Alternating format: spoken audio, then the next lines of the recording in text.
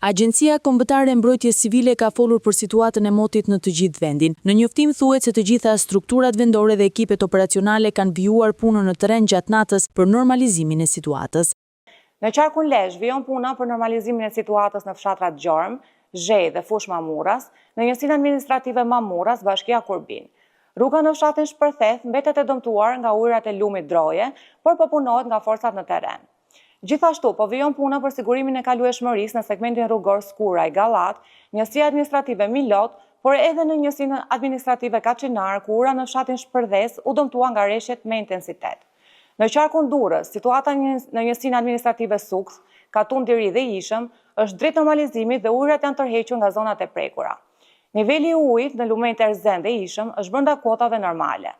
Hidrovorët në Porto Romano dhe Hamallaj vijojnë punën me kapacitet të plotë.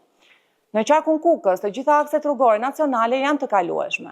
Në qarkun Shkodër është bllokuar segmenti rrugor Theth Ndërlysaj në njësinë administrative Shal.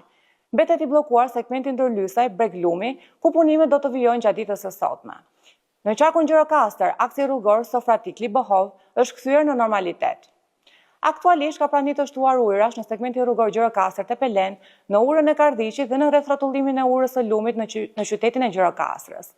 Në qarkun Elbasan vijojnë punimet për pastrimin e inerteve në segmentin rrugor Elbasan Peqin, në vendin e quajtur Murraç, si dhe në segmentin Elbasan Librasht.